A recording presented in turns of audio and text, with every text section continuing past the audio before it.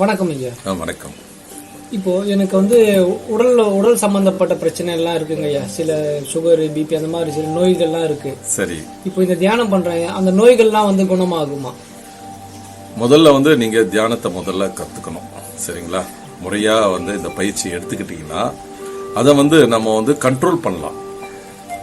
இந்த பயிற்சியில நம்ம செய்து வரும் பட்சத்துல இந்த உடல்ல சுகர் இருக்கு அப்படின்னா நம்மளுடைய நெற்றிக்கண்ணில் அந்த உணர்வை நம்ம கவனிக்கும் போது அந்த சுகர் லெவலை கண்ட்ரோல் பண்ணலாம்.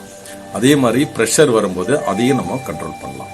ஏன்னா இது பிட்ரூட்ரி கிளான்ஸ் மீதி இருக்க சுரப்பிகள்லாம் எல்லாத்துக்குமே இந்த இந்த பிட்ரூட்ரி சுரப்பி தான் சிறப்பான ஒரு வலிமையானது.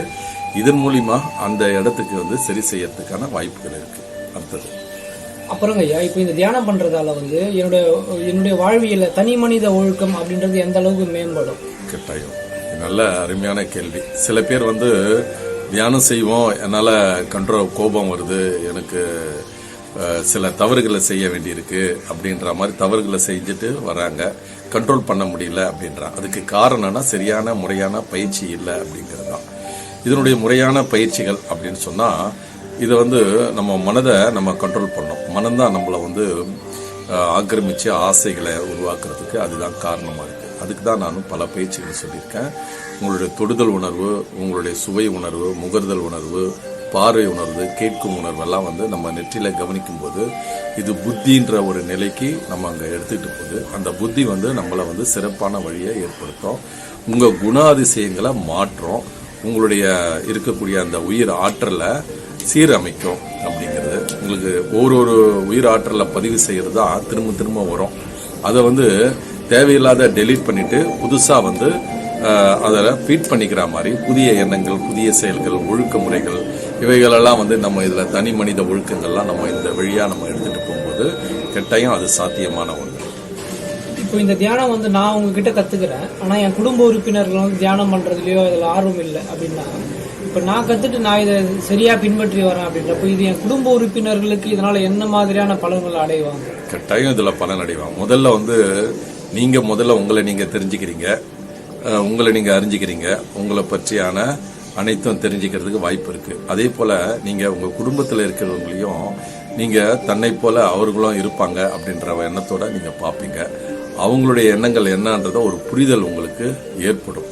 அதனால அவங்க எண்ணங்களுக்கு நீங்க செவி சாய்ப்பீங்க. நம்மளுடைய நான் சொல்வதா நீங்க கேட்கணும்ன்றதை விட அவங்க என்ன சொல்றாங்கிறத நீங்க கேட்டு அவங்களுடைய தேவைகளை நீங்க உணர்ந்து செய்ய முடியும். அதே போல ஒரு அறிவு சார்ந்த விஷயத்துக்கு நீங்க போக முடியும். குடும்பத்தில் இருக்கக்கூடிய அந்த உறவு முறைகளை நீங்க சரியான முறையில நீங்க எடுத்துக்கிட்டு போக முடியும். இந்த உறவு முறைகளை சீரா அமைச்சிக்க முடியும். தேவையற்ற பேச்சுக்களை நீங்க குறைச்சிப்பீங்க, தேவையானதை பேசுவீங்க. அவங்க உணர்வுகளுக்கு மதிப்பு கொடுப்பீங்க. முன்ன இருந்ததை விட இப்போ அந்த உணர்வுகளுக்கு நீங்க மதிப்பு கொடுப்பீங்க. மனைவி அப்படின்னு வரும்போது அவங்களுக்கான ஒரு கணவனா நீங்க நடந்துக்கணும், அது நடக்க வைக்கும். பிள்ளைகளுக்கு ஒரு தகப்பனா இருந்து அதையும் அவங்க நடத்த வைக்கும். உற்றார் உறவினர்கள் அனைவரையும் நம்மளை இந்த மெய் உணர்வு, இந்த நெற்றியில் இருக்கக்கூடிய அந்த தியானம் உங்களுக்கு வழிகாட்டும். உங்களுக்கு உங்களையும் சரி செய்து கொள்ளும். உங்கள் குடும்பத்தில் இருக்கிற அனைத்திற்கும் இந்த மெய் உணர்வை, இந்த பயிற்சியை அவங்க நெற்றியில் வச்சு அவங்களுக்கு உங்கள் சக்தியை அவங்களுக்கு கொடுக்கும்போது அவங்களும் குணமடைவாங்க அப்படிங்கிறது. இப்படி தொடர்ந்து உங்களுக்கு நன்மை பயக்கக்கூடிய விஷயங்கள் இருக்கு. சரிங்க. இப்போ பார்த்தீங்கன்னா ஒர்க் லைஃப் பேலன்ஸ் அப்படின்ற ஒரு விடயம் இப்போ ரொம்ப பெரிய ஒரு விவாத பொருளாக எல்லா இடத்துலையும் இருக்குது. ஏன்னா வேலை செய்கிறவங்க பார்த்தீங்கன்னா வேலை நிரந்தரமின்மை அப்படின்றதால தொடர்ந்து 10 மணி நேரம் 15 மணி நேரம் ரொம்ப வேலை பார்க்குறாங்க, மன அழுத்தத்துக்கு ஆளாகிறாங்க. ஏன்னா வேலையில் ஒரு கேள்விக்குறி இருக்குது. அவங்களுக்கு ரொம்ப குறைஞ்ச நேரம் தான் குடும்பத்துக்கு செலவிடவே கிடைக்குது. இப்போ அந்த மாதிரி பண்ணுறப்போ தியானம் வாங்க, மென்டலி ரிலீஃப் ஆக தியானம் பண்ணுங்க, மன நிம்மதிக்காக தியானம் பண்ணுங்க அப்படின்றாங்க. இப்போ இது மன நிம்மதி மட்டும்தான் கிடைக்குமா? ஆன்மீக வாழ்வில் முன்னேற்றம் அடையுங்க? கட்டாயம் நீங்க எதை நினைக்கிறீங்களோ அது நடக்கும். உங்க குடும்பத்தை நினைச்சிட்டு நீங்க செய்து வரும்போது இந்த தியானம் உங்களுடைய குடும்பத்திற்கான நேரத்தை நீங்க ஒதுக்கி கொள்ள முடியும். அதே நேரங்களில் உங்கள் வேலை செய்யற இடங்கள்ல உங்களுக்கு கிடைக்கக்கூடிய அந்த மன அழுத்தத்தை நீங்க 24 மணி நேரம் இந்த மெய் உணர்வோட நீங்க சிந்திக்கும் போது உங்களுக்கு அந்த மன அழுத்தம் வந்து ஏற்படாது. எப்பொழுதெல்லாம் உங்களுக்கு மன அழுத்தம் ஏற்படுதோ ஒரு நிமிடம் கண்ணை மூடிக்கிட்டு நீங்க இந்த உணர்வு தளத்துல கவனம் வச்சுட்டு அதுக்கு பிறகு நீங்க தொடர்ந்து பயன்படுத்துங்க. அது உங்க வாழ்க்கைக்கு மிக பயனுள்ளதா இருக்கும். எப்பப்பெல்லாம் உங்களுக்கு மன இறுக்கங்கள் வருதோ அப்பப்போ அந்த தியானத்தை ஒரு நிமிடம் அந்த உணர்வு நிறுத்தினீங்கன்னா அது 1 மணி நேரத்துக்கு உங்களுக்கு தாக்கு பிடிக்கும். அதனால காலையில 20 நிமிடம் செய்யும் போதும் மாலையில 20 நிமிடம் செய்யும் போதும் அன்றைய நாள் முழுதும் உங்களுக்கு மன அழுத்தம் வராம இருக்கும். அழுத்தம் வரும்போதெல்லாம் இந்த தியானத்தை நீங்க செய்யுங்க.